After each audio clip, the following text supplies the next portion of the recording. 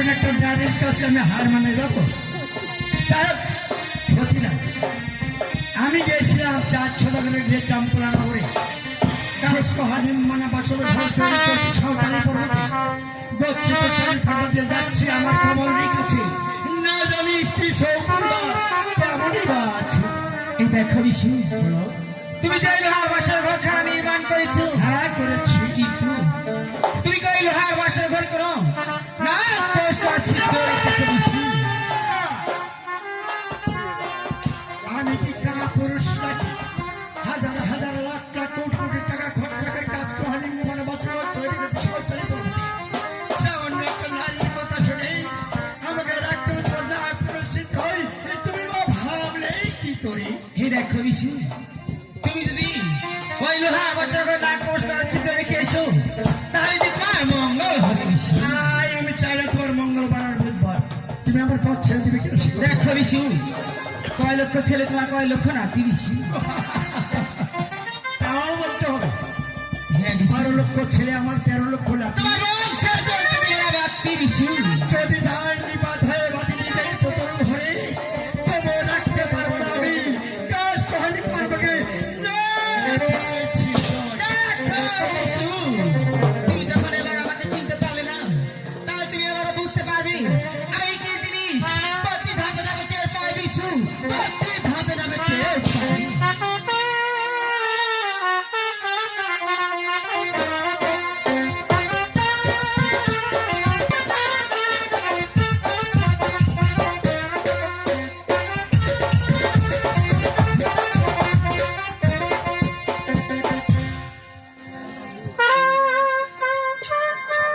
हे ईश्वर हे माता देवी मानवती सरस्वती भगवती गणेश शक्ति हे মা মহাকালী আজ আপন গিয়ে আমি ফিরে যাচ্ছি।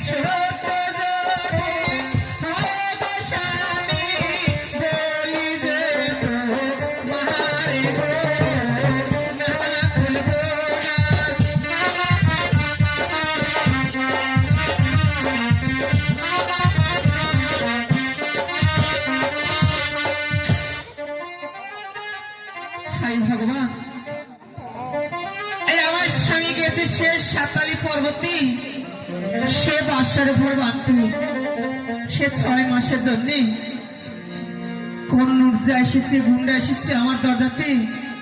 না, আমি সে পরীক্ষা নেব।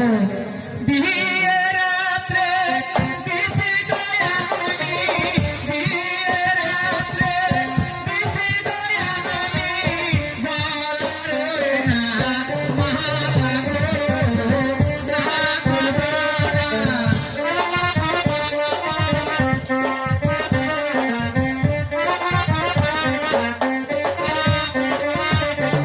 সে নাচিতে দিলে দয়া আমায়, সে নাচিতে দিলে দয়া আমায়, আমারও না হাতে গো, না করবো না।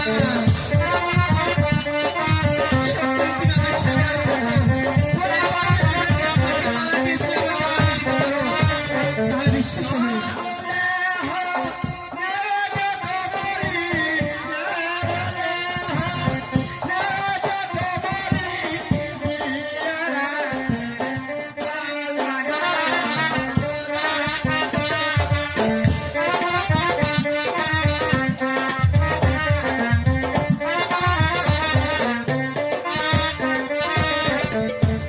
এসো এসো আমার স্বামী, এসো এসো আমার স্বামী, দরজা দিলাম খুলে গো, দ্বার খুলেছি।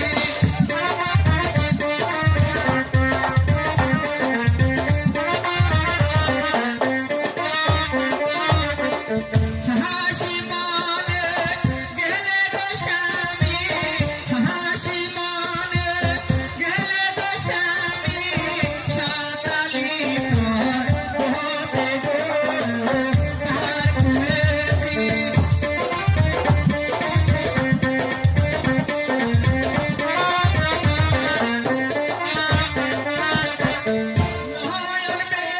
নয়ন মেলে যাবো স্বামী, নয়ন মেলে যাবো স্বামী, তোমার চোখে দেখি গো, দ্বার খুলেছি।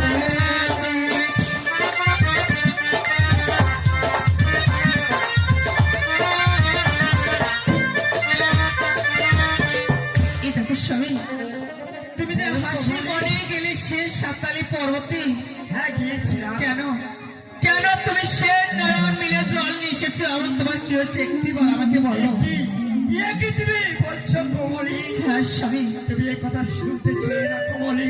কেন? এই কথা শুনলে তুমি সহ্য করতে পারবে না। এ কি বলতো স্বামী? এমন কি হয়েছে আমাকে একটি বার খুলে বলো। এমন তোমার কি হয়েছে? হে ভগবান, এই কথা শোনার আগে এই ভগবান তুমি আমার মৃত্যু দান করো। স্বামী, এমন কি হয়েছে তুমি একটি বার আমাকে বলতে পারছো না কেন? এমন কি হয়েছে একটি বার বলো। দুঃখের কথা শুনলে পরে বৃক্ষের কথা ঝুড়ে পড়ি, তাই আমি বাবা ভাই ধৈর্য ধরতে পারছি না। বিপালে কমলি, আমার তুমি মা হয়ে ধরতে। এ কি বলতো স্বামী? তুমি একটি বার আমাকে বলো এমন তোমার কি হয়েছে। আমি শুনবো তোমার কি হচ্ছে স্বামী। ঠিক, আমি বলছি তুমি তাহলে শোনো। ঠিক আছে বলো।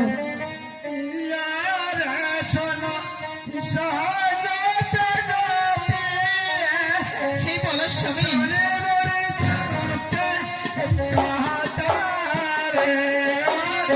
এমন কি হচ্ছে স্বামী? একটি বার বলো। কি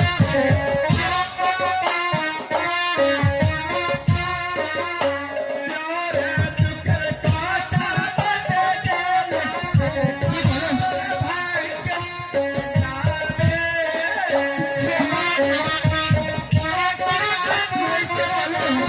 কেন তোমার চোখে জল আমি দেখতে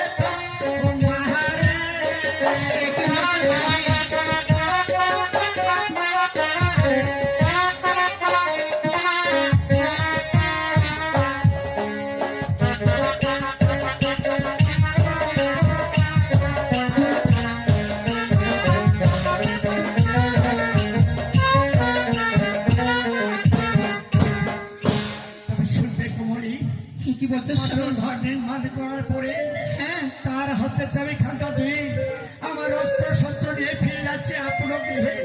হঠাৎ করে দেখা হলো মা মনসাইয়ের সাথে।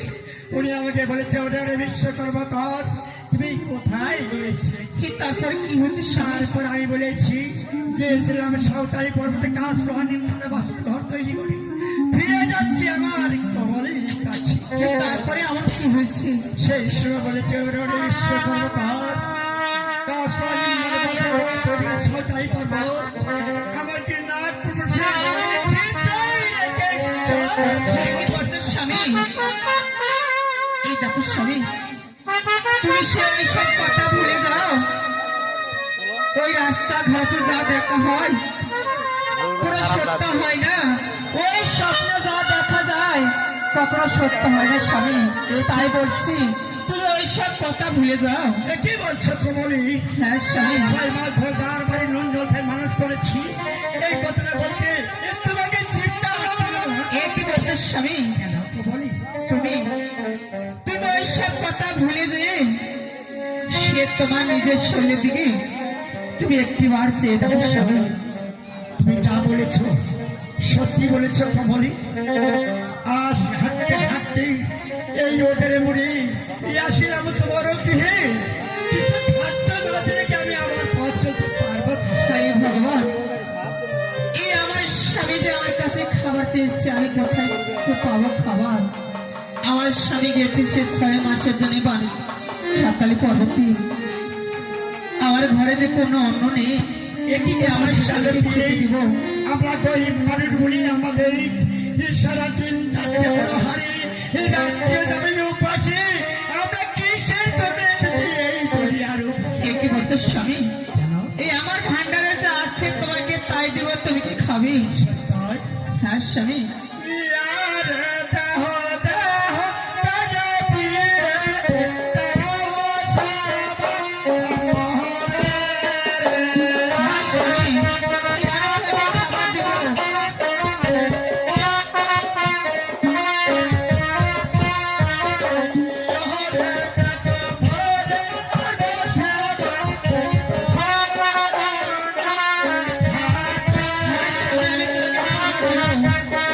আমার ভান্ডারে যা আছে তোমাকে তাই দিব স্বামী।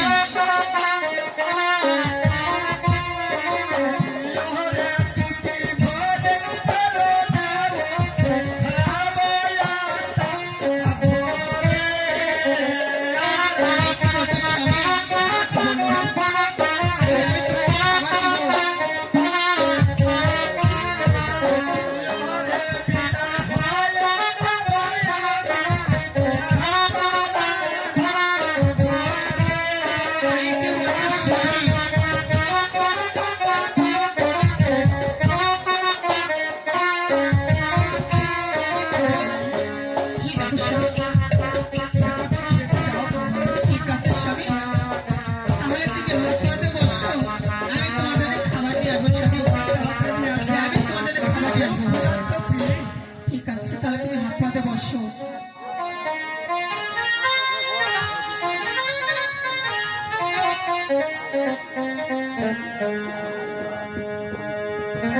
এসেছো? এই দেখো স্বামী, দাও। আমি নিজে হাতে তোমাকে খাবো, তুমি কি খাবি? আমি তো প্রথমে বলেছিলাম যে কোনো সেবা দিয়ে এই তোমার হাত দিয়ে আমি ভক্ষণ করবো। সত্যি বলছো? হ্যাঁ সত্যি বলছি। ঠিক আছে, তাহলে আমি তোমাকে নিজে হাতে খাবো, তুমি কি খাবে স্বামী? অবশ্যই খাবো, কেন খাবো না কমলি? ঠিক আমার আছে, 6 মাস ধরে খানা খাইনি তোমার হাত থেকে, আজকে খানা খাবো মনে ভরে এই তোমার সোনার হাতে কমলি। ঠিক আছে স্বামী, আমি তাহলে তোমাকে খাবার দেবো, তুমি তাহলে খেও। স্বামী স্বামী,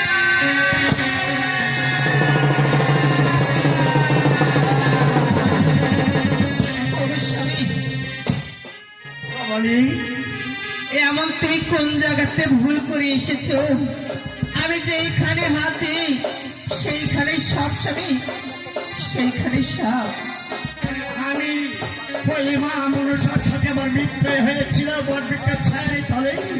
উনি একটা অধিক সম্পদ দিয়েছিল আমার উপরে, আর বলেছিল আমার বিশ্বকর্ম কর, আপনকে ফিরে যাও, যেখানে হাত দিবে তোমার স্ত্রী সেখানেই দেখতে পাবে। বিশ্বাস করো। একই বলতো স্বামী। আমি মোটেই বিশ্বাস করিনি কমলে। হ্যাঁ স্বামী, আমি যেখানে হাত দিই সেইখানে সাপ, সেইখানে সাপ। তোমার চোখে প্রণাম। আশীর্বাদ করছি, দীর্ঘজীব হবে বিষ্ণু। এবার কি তাহলে তুমি আমাকে চিনতে পেরেছো বিষ্ণু? হ্যাঁ জননী, তোমাকে আমি হারে হারে চিনতে পেরেছি।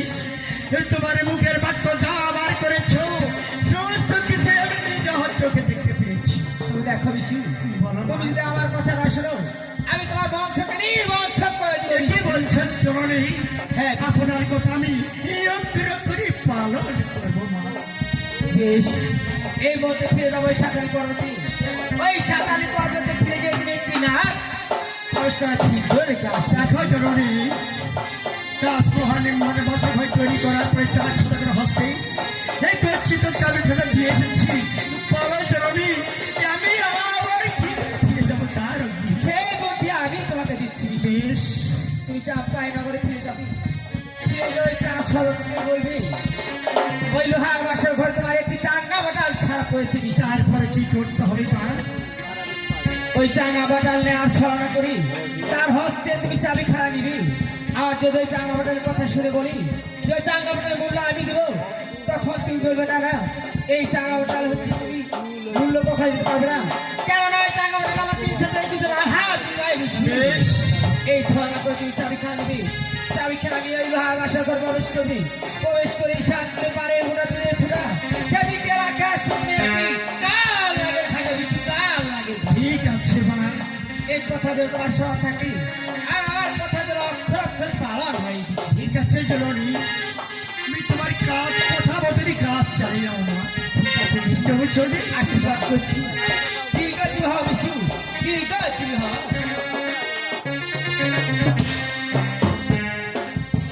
কমলি, কেন স্বামী? নিজের চোখে দেখলে, নিজের চোখে দেখলে শুধু তাই নয় কমলি, আরো বলেছিলে কি জানো? এমন কি বলেছো ওরে স্বামী? বিশ্বকর্মকার, কতগুলো ছেলে তোমার কতগুলো নাতি। তারপরে আমি বলেছিলাম 12 ঘন্টা ছেলে আমার 13 ঘন্টা নাতি।